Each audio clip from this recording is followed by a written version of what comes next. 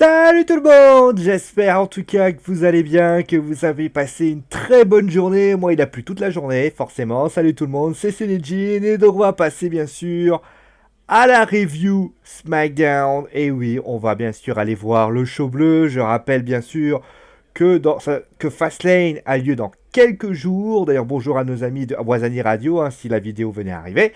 Mais enfin, la vidéo, voilà, on va appeler la vidéo, voilà, venez arriver, on va appeler ça comme ça.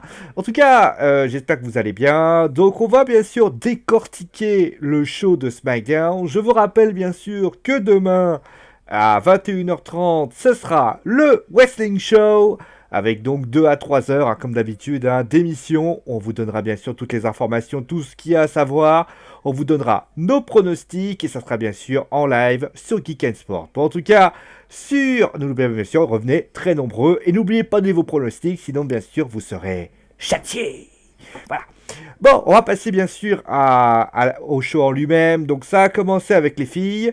C'était donc le début des filles avec donc Dasha Stevens, dont je n'ai jamais entendu parler, très clairement, qui interviewait Charlotte et Ruby Riott, donc c'était pour le titre féminin de SmackDown. Donc ils ont pris la décision de faire un segment au lieu de faire un espèce de combat en plus. Et dans ce segment, Charlotte a donc expliqué à Ruby Riott, voilà, que il y avait beaucoup de pression en elle, devait porter le poids de sa famille et de ce qu'elle était. Ruby Riott a expliqué tout simplement qu'elle avait envie de détruire le mythe qu'était Charlotte, tout simplement en faisant d'elle une sorte de fausse blonde qui n'avait aucun potentiel. Alors, on va être très clair. Alors, Charlotte, ça reste... Alors, Charlotte en face, quand elle fait les segments, je trouve que ça fait trop familial, un peu trop cucul à paralyse. Mais après, elle sait bien mettre en scène les choses, ça reste acceptable. Bon, après, c'est un parti pris, il y en a qui vont pas aimer l'orientation qu'elle fait, il y en a qui vont aimer. Ça, après, c'est chacun qui trouvera son avis là-dessus. Mais pour ce qui s'agit, eh bien, de Ruby Riott, c'était la première fois que je la voyais vraiment dans un vrai segment de catch, et je dois avouer que je suis très perplexe sur la manière dont elle s'exprime. Elle s'exprime vraiment de manière... je trouve qu'elle ne met pas assez d'intensité dans ce qu'elle dit. On a même l'impression qu'elle parle... ça reste fade, très clairement. Il n'y a pas d'intensité. On a même l'impression... Voilà, j'ai dit... Elle parle d'un moment donné qu'elle voulait détruire le mythe Charlotte par rapport au fait de tous les ceintures qu'elle a récupérées, par rapport à tout ça. C'est très bien, mais à un moment donné, elle parle comme ça. Alors, je vais détruire ce que tu as fait. Tu as été champion de NXT, tu as été tout ça, mais moi, je vais détruire le mythe. C'est pas, il faut essayer. Ça manquait d'intensité, et clairement, Ruby, elle a, franchement, moi, avant qu'elle parle, j'étais vraiment très intrigué par la jeune fille. Parce que c'était une fille qui avait vraiment un petit charisme. Honnêtement, elle me plaisait. Parce que je trouvais qu'elle avait vraiment quelque chose. Après, bon, ses deux copines, la Liv Morgan et... comment elle s'appelle l'autre à côté d'elle? Liv Morgan et Mandy Rose, je crois. Non, c'est pas Mandy Rose. Mandy Rose, c'est à Raw. Liv Morgan et la dernière... Bon, je sais plus. En tout cas, les deux qui étaient avec elle, franchement... t'as même voilà, c'est un clan, elle explique pourquoi elle a créé les Riot Squad. En plus, la justification de dire j'ai créé les Riot Squad pour tout simplement parce que je voulais détruire ton mythe. Non, là je suis pas d'accord. Pourquoi avoir attaqué Becky Lynch d'abord? Pourquoi avoir attaqué en plus les Riot Squad au témoin d'un doute si je me trompe, les Riot Squad ont été créés en même temps que l'Absolution. Donc l'Absolution a voulu détruire le règne de Alexa Bliss. C'est ça qu'il faut comprendre. Non, ça ressemble quand même un petit peu approximatif. Et ça manque un petit peu de liant. Bon, après, certains diront que c'est une bonne chose. Mais de mon point de vue, je trouve que ça reste très, très modeste, très mitigé. Après, bon, c'était son premier speech. On va attendre bien sûr de voir comment ça se passe. Mais en tout cas, moi, j'ai été très perplexe par rapport à tout ça. Juste après, alors, bien, la petite transition d'ailleurs pour faire référence au match mix est intéressant, notamment avec l'arrivée de Bobby Roode, qui est arrivé au moment où la Riot Squad a voulu s'en prendre à Charlotte. C'est une bonne idée, parce que finalement, ça fait référence au fait que Ruby Riott, et ben Charlotte et tout simplement Charlotte fait partie finalement de la match mixte entre tout simplement Charlotte fait partie des matchs du match mix avec Bobby Roode, tout simplement. Et voilà, donc c'était plutôt intéressant. Donc il est venu, bien sûr, il était à la table des commentateurs et aux côtés, donc il a vu le match entre Randy Orton et Jinder Mahal. Alors c'était un match classique. Alors ça reste un match, voilà, Jinder, c'est pas un grand, voilà, c'est un lutteur fait sur beaucoup de puissance et on l'a beaucoup vu. Qu'on soit clair là-dessus, hein. C'est pas le grand, voilà, c'est pas un mec exceptionnel, Jinder. Après, il a fait le job, très clairement. Je l'ai trouvé à la hauteur de ce qu'il sait faire. Randy, ça reste, il a fait ce qu'il avait à faire.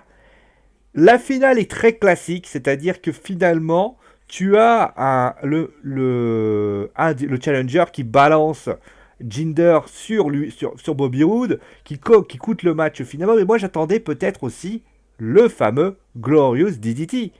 Moi, j'attendais ça parce que je me suis dit, le Glorious DDT, c'est tout simplement, c'est là qu'on attendait finalement Bobby Roode. C'est-à-dire que c'est pour qu'il se venge, entre guillemets. Et là, ça n'a pas été le cas. Il est resté impassible. Et ça, moi, j'avais trouvé ça assez ridicule. Et honnête, enfin, ridicule, non, mais j'ai trouvé ça dommage. Parce que sinon, le match en lui-même, il est sympa. Balancé, donc ça reste du classique, hein, ça existe depuis la nuit des temps. C'est pas la première fois que ça arrive, hein, qu'il y ait un lutteur qui balance un de ses adversaires sur un de ses futurs adversaires. Ça existe depuis très longtemps. En plus, on voit. En plus, après, deuxième chose aussi qui m'a beaucoup gêné, je trouve Bobby Roode extrêmement gentil. Dans sa manière de parler en table des commentateurs, il a passé son temps à dire que Randy Orton était le meilleur, qu'il voulait le meilleur. Non, je comprends qu'il joue un rôle de face, et je comprends tout à fait qu'il veuille, eh bien, jouer ce rôle de face. Mais Randy Orton, on le voit, il est très, on le connaît, hein, Randy Orton, hein, c'est un prédateur, il fera toujours des choses comme ça. Mais moi, ce que j'attendais de la part de Bobby Roode, c'est qu'il l'égratigne un petit peu. Ça avait plusieurs fois, notamment au début, quand il dit, souvenez-vous, quand il dit, j'en ai marre que tu me parles de RKO, out of nowhere, ça commence à devenir gonflant. Là, il commence un petit peu à critiquer. Regarde, le mec, il dit, ouais, je le respecte, machin. Oui, on l'a compris. En plus, il le respecte. Il lui dit 14 fois. Au dernier moment, le spectateur est en train de se demander, oui, bon, ça va, on a compris que tu le respectais. C'est pas la peine de le répéter 10 fois. Au bout d'un moment, on a compris que tu le respectais. Donc moi, ça m'a gêné, ça m'a beaucoup gêné.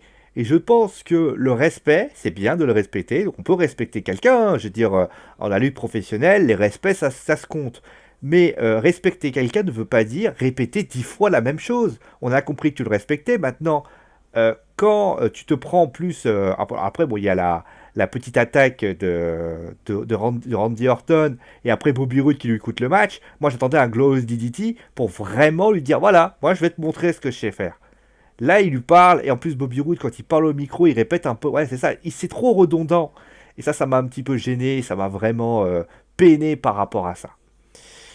Donc après, juste après, donc nous avons eu donc un... Alors, on va parler rapidement hein, de ce segment, enfin de ce segment, de cette rediffusion, euh, de cette fameuse rediffusion de la rivalité des Usos et des New Day.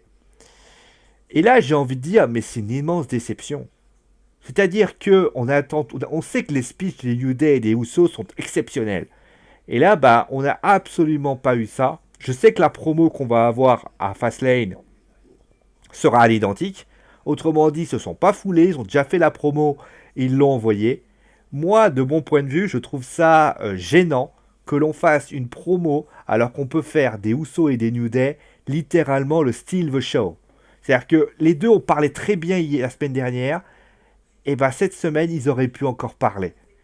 Et en plus de ça, ça bride, parce qu'il y a eu, notez d'ailleurs qu'il n'y a eu aucun tag team division qui est revenu. On aurait pu avoir les New Day qui affrontaient peut-être, allez, Kofi Kingston qui affrontait Jimmy Uso, ça aurait pu aller faire un petit début.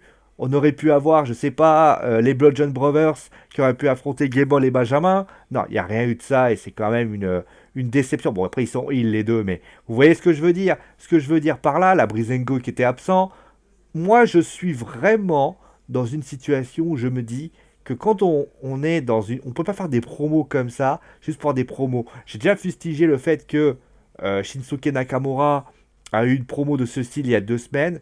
Bah, je redis encore une nouvelle fois. Les promos, c'est pas parce que vous... Faut pas disparaître de SmackDown comme ça. Surtout qu'à une semaine de Fastlane, quelques jours de Fastlane, quand tu sais que le pay-per-view va arriver et qui sera tout simplement dithyrambique. Donc voilà, ensuite, eh bien, on a eu le petit segment avec Shinsuke Nakamura. Bon, ils vont affronter Rusev. Pourquoi pas? Clairement, j'en parlerai peut-être plus dans le Wrestling Show.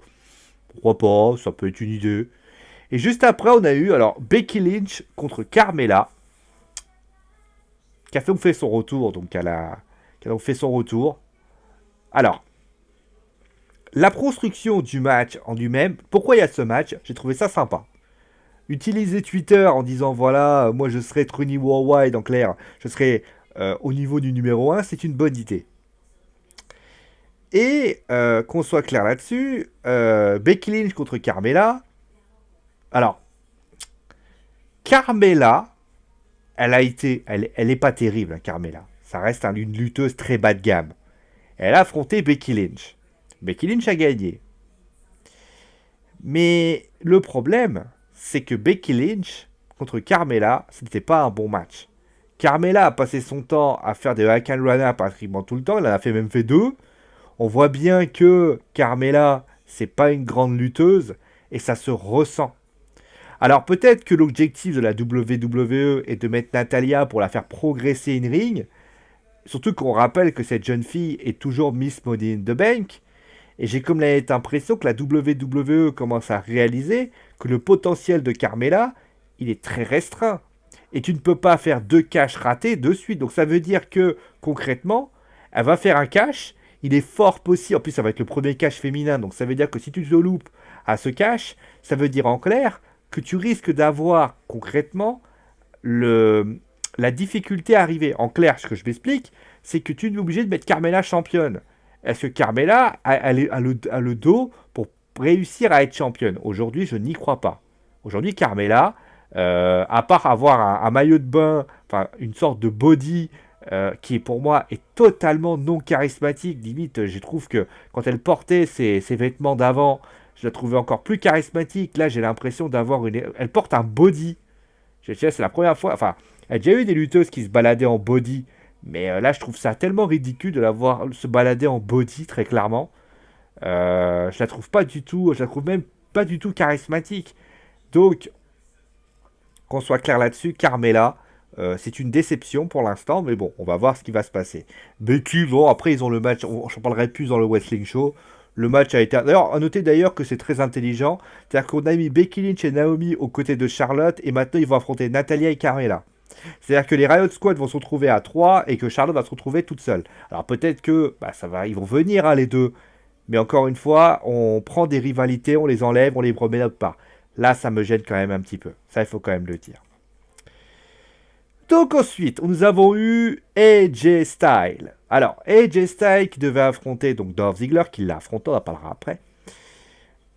J'ai trouvé... Alors, il a fait un segment. Alors, AJ est un très très bon speaker, on va encore le rappeler, c'est un bon speaker, il sait ce qu'il doit faire. Mais le souci de AJ, c'est que notre père Style, c'est que... Pardon, fatigué aujourd'hui, beaucoup de travail. AJ, il a le gros problème qui, pour ainsi dire, est ainsi. AJ a parlé de John Cena. Il a dit qu'il voulait pas que ça se passe comme John Cena. Bon, pourquoi pas?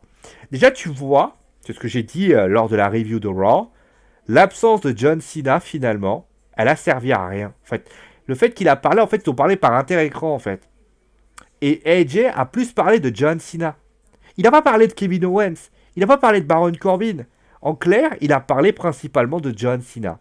Donc, il a été obligé de compenser l'absence de John Cena en parlant de John Cena. Ça veut dire en clair qu'on a dû essayer de trouver un coup de Trafalgar pour que John Cena soit quand même présent, même s'il n'était pas là. Et j'ai envie de dire non. John Cena, je le répète, c'est ce que j'ai dit lors de la review de Raw. Tu ne peux pas laisser John Cena dans un coin s'il est dans un match. Là, on a eu littéralement, on peut, spoiler, hein, le Fatal 5-Way qu'on aurait dû avoir si John Cena n'avait pas été là. Et excusez-moi, le match était intéressant, le match était agréable. Et le truc, c'est que AJ s'en mêle les crayons en fait. Il dit qu'il veut il veut affronter Shinsuke Nakamura.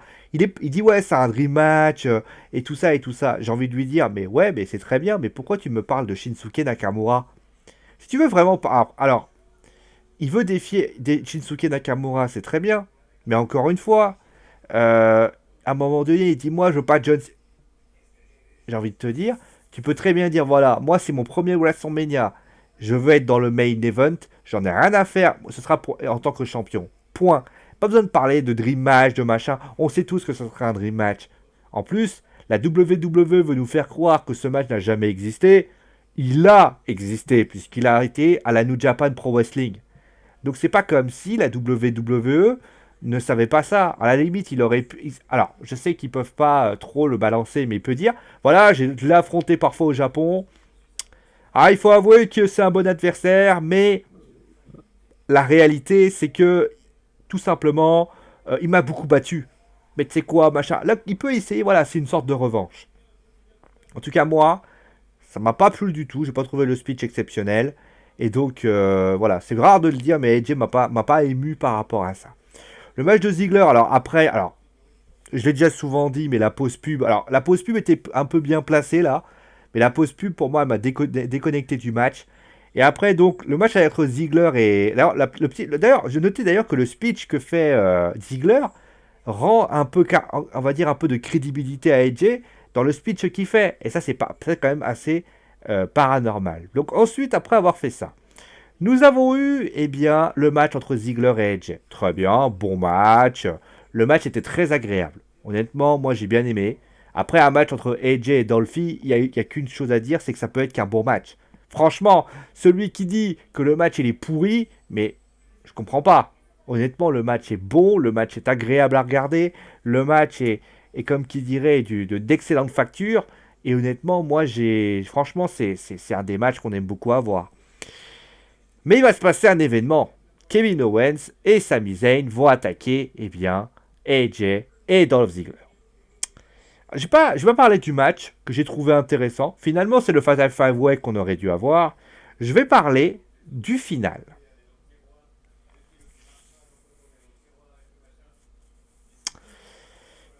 Le final entre... Donc on rappelle, donc le final, vous l'avez, donc ceux qui regardera la vidéo, vous le voyez, vous avez donc Kevin Owens qui va envoyer tout le monde à l'extérieur. Et à ce moment-là, Sami Zayn dégaine un Uluva Kick, fait le tomber sur Kevin Owens, alors que pendant la soirée, Sami Zayn a dit oui, mais tu vois, on est potes. Moi, je pourrais, parce que tu dois être le Grand Slam Champion, le Triple Crown Champion, tu dois être ci, tu dois être ça. Alors, les plus anciens sauront sans doute ce que je veux dire. Tu peux faire ça à partir du moment où c'est un fait important. Je m'explique. En 2006, une rivalité avait germé. Elle opposait Chavito Guerrero contre Rey Mysterio. Si je me souviens bien, c'était c'était pas Vengeance, c'était un pay-per-view SmackDown en tout cas. Le Great American Bash, voilà, maintenant souvenir. Il y avait eu donc Chabito qui avait dit voilà, t'inquiète, je serai toujours là pour t'aider, tout ça, tu seras toujours de la famille, nanana. Chabito, à ce moment-là, et le match arrive, Chabo fait un heel turn et trahit Rey Mysterio, lui coûtant le match. Écoutez bien ce que je vais dire. Mais là, c'était dans la soirée du Great American Bash. Ça veut dire que nous, durant la soirée de 2006, on a eu donc le Great American Bash avec la petite phrase de Chabito Et finalement, à la fin, la trahison sur Rey Mysterio. Là, on a eu clairement un rétropédalage de la WWE qui est honteux. C'est-à-dire, je vous parlerai peut-être pour ceux qui ne suivent pas, pour le Wrestling Show, bien évidemment. C'est-à-dire que nous avons eu un choix qui a été basé. C'est-à-dire que nous avons un choix qui dit, nous, en fait, on a décidé de dire que Sami Zayn allait faire le lay-down, faire se coucher sur Kevin pour laisser Kevin Owens gagner. Qu'est-ce qui coûtait d'attendre le pay-per-view? Que Kevin Owens gagne ou perde, à la limite, on s'en fout. Pourquoi ils n'ont pas attendu? Pourquoi ils ne se sont pas dit, on va attendre 5 minutes, on va attendre le temps qu'il faut, 20 minutes, on va attendre le temps qu'il faut, laisser le pay-per-view suivre son cours, faire le match, faire le lay-down, et ensuite, Sami Zayn qui fait limite, au moment où il fait le tomber Kevin Owens en mode confiance, bam, il le retourne, 1-2, et là, Kevin Owens se dégage. Qu'est-ce qui coûtait de faire ça? Là, c'est typiquement ce qu'on appelle du rétro-pédalage. Ça veut dire qu'on avait une idée, mais le truc, c'est qu'on sent que l'idée, on la sent pas, et bah, ils se sont rétractés. Et moi, je trouve ça honteux. On ne peut pas se rétracter sur une idée. À partir du moment où tu as une idée, eh ben, tente-la. Tu foires, tant pis. Mais là, très clairement, ils se sont dit non, on ne prend pas l'idée. On dit bon, allez, l'idée, elle est comme elle est. Eh ben, nous, on va utiliser l'idée. Mais on va se retrouver. Après, il y a dû y avoir un mec qui a dit attention, attention, ouais, le lay-down, ça. Et non. Si tu as une idée, tu te dois de la balancer au fond. Va au fond des choses, même si l'idée, elle est foirée. C'est comme si moi demain, je sais pas, je fais ma chaîne, ou sur Wazani, j'invente une concept d'émission, et je dis voilà, je dis une phrase à chaque fois. Arrête. Je veux dire ça. Et puis d'un seul coup, je suis pendant l'émission, je dis au chef, vas-y, je vais dire ça et tout. Et pendant l'émission, bah je dis rien. Le mec, il a prévu un jingle, il a tout prévu. Moi, je dis pas ça. Le mec, il me dit, pourquoi tu l'as pas dit? Mais non. Si t'as une idée, va à fond. Tant pis si tu te plantes, tant pis. On va pas te balancer un parpaing parce que tu t'as foiré. Mais justement, on aurait voulu savoir si Sami Zayn allait réellement se coucher. Là, non. Là, tu sais que Sami Zayn ne se couchera pas. En fait, et là, tu sais que ça restera un pauvre six-pack challenge match des familles où finalement il n'y a rien à en tirer. Où tu vas te dire, bon bah écoute, c'est ça. Et c'est bien triste. Voilà, c'est tout ce que j'ai à dire. Bon, voilà un petit peu ce que je pouvais dire pour SmackDown. Vous voyez, c'est un show assez court. De toute façon, il y avait quand même des gros... La deuxième heure, en fait, il y a eu vraiment tout un bloc de matchs. Il y a eu que vraiment 2 matchs et c'était tout. Hein. Mais voilà un petit peu ce que vous pouvez dire. Clairement, c'est un show de SmackDown, pardon. Alors, je sais ce que certains m'ont dit. Oui, mais attends, sois patient. Raw, il fallait attendre le dernier pay-per-view de Raw pour que ça marche. La vérité, c'est non. Le pay-per-view de SmackDown, le dernier là, reste moyen, correct. C'est pas normal. À quelques jours d'un pay-per-view aussi gros que Fastlane, il aurait... Enfin, si le gros, on aurait bien sûr WrestleMania, mais ils auraient dû mettre la charge... Alors, ils ont balancé une deuxième heure qui était pas mal, mais le problème, c'est qu'étant donné que Sami Zayn m'a cassé mon mythe et que finalement, il y a pas mal de petites choses qui ne vont pas, résultat, la WWE s'est tiré une balle dans le pied. Là, aujourd'hui, Fastlane, il n'y a même plus de possibilité de se dire, il y a ça qui va se passer. Il y aura des matchs resserrés, bien évidemment. Hein, on en parlera peut-être en plus en détail dans du Wrestling Show. Mais vous allez avoir, finalement, voilà, et en plus de ça, il y a de fortes chances que les résultats, on les connaisse déjà. Alors, il y a des matchs, je n'étais pas sûr, genre le titre des États-Unis, le titre par équipe, Becky Lynch aussi, ça c'est pas sûr. Mais les 2 titres majeurs, c'est-à-dire SmackDown féminin et le titre de champion du monde, tu sais déjà que c'est AJ qui va gagner et que c'est Charlotte qui va gagner. Et c'est bien triste parce que finalement, on nous casse un peu le mythe. Voilà. C'est un peu dommage. Bon, en tout cas, après 3/6, après vous faites ce que vous voulez. Bon bah voilà, j'ai à peu près tout dit. Merci en tout cas à tous et à toutes d'avoir suivi l'émission. N'hésitez pas bien sûr à me dire ce que vous avez pensé du show, hein, si vous avez aimé ou pas aimé. Vous m'envoyez voilà un petit message, vous me dites voilà, non, j'ai pas aimé Sio par ça, que ça. Même ceux mes amis de Wazani Radio, hein, les auditeurs, si vous avez aimé le show, vous me le dites. Si vous n'avez pas aimé, vous me le dites. En tout cas, moi, je vous remercie bien sûr d'avoir suivi l'émission. Mettez un pouce bleu si vous avez aimé. Mettez un petit commentaire parce que ça aide toujours au référencement. Et j'aime bien avoir vos avis sur le show aussi. Me dire voilà, qu'est-ce que vous avez aimé, qu'est-ce que vous n'avez pas aimé. Et puis, bah, sur la partagez-la, abonnez-vous. Et tout simplement, bah, amusez-vous à regarder ces émissions. Bon, en tout cas, je fais des gros bisous sur le coin de la truffe. C'était bien sûr Sunny Jean. Et pour ceux des Voisani Radio, bah, merci à tous d'avoir suivi l'émission. On se retrouve bien sûr très vite pour une nouvelle émission. Gros bisous tout le monde. Et ciao!